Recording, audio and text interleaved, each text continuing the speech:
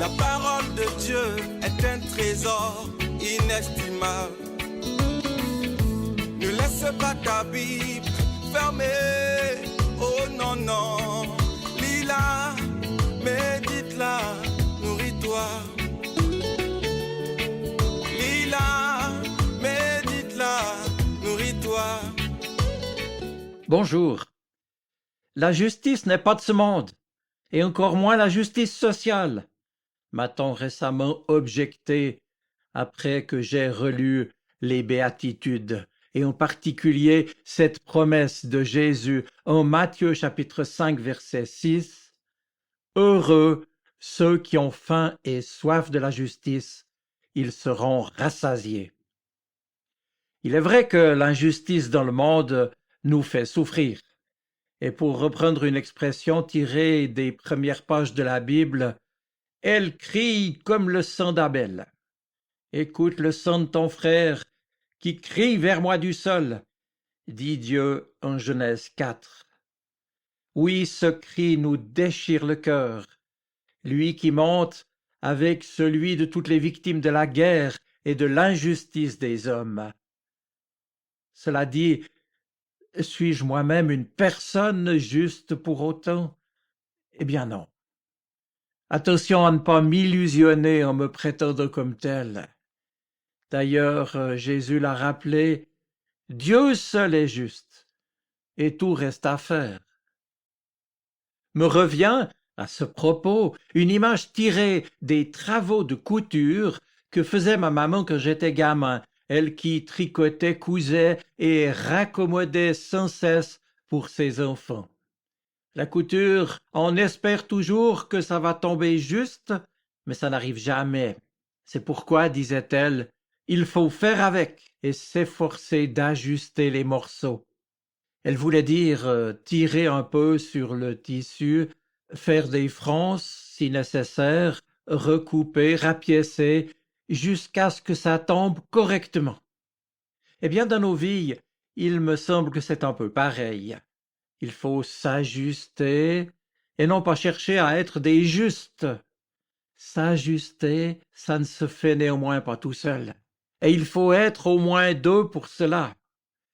On croit toujours qu'on a raison, la bonne façon de voir ou de faire, les bonnes pensées, les bonnes idées, et que c'est finalement aux autres de s'ajuster à nous. En fait, à y bien réfléchir, c'est aussi l'autre qui nous ajuste. On apprend aussi à se laisser ajuster par lui, l'autre, ou bien surtout par le tout autre, Dieu qui agit même si nous n'y voyons rien, ou que nous ne comprenons pas ce qu'il fait pour nous et avec nous. Et c'est ainsi que peu à peu, sans s'en apercevoir, dans la prière, l'écoute de l'Évangile, la fidélité, le pardon, on gagne en justesse, en adéquation avec le beau projet de Dieu. Et c'est alors seulement, en somme, qu'on entre dans la justice de Dieu. Cela dit, à la fin de son évangile, au chapitre 25, Matthieu toujours, nous rapporte la parabole de Jésus qui nous montre un juste juge qui sépare les brebis et les boucs. Certes, Jésus est bien le bon berger, plein de tendresse pour ses brebis, et spécialement pour les brebis perdues, blessées et malades. Mais ici, cette tendresse protectrice est accompagnée de l'annonce d'une séparation d'avec ce qui leur est nuisible. Alors retour à notre béatitude qui nous promet que l'accomplissement de la justice est une bonne nouvelle pour les justes. Bienheureux les affamés et assoiffés de justice, car, disait Jésus, ils seront rassasiés. Mais tant de crimes impunis depuis tant de siècles crient vengeance à la face de Dieu. Bagatelle que ces hommes, ces femmes et ces enfants qui ont été victimes du mal et de l'injustice? Peccadille que ces millions de personnes massacrées par la guerre à la faim? Non, 1000 fois non. Le Christ, juste juge, ne saurait l'admettre. Et l'évangile de la grâce et du repentir nous place donc aussi devant une justice finale qui va séparer le mal du bien et nous forcer à choisir notre camp pour l'éternité. L'inquiétude à l'écoute de la parabole du jugement dernier n'a pas à être rassurée au prix d'une anesthésie de la conscience. Les prophètes, Jésus dans l'Évangile, Paul et les apôtres dans leurs lettres nous éveillent et nous stimulent sans cesse, nous inquiètent quant à notre responsabilité.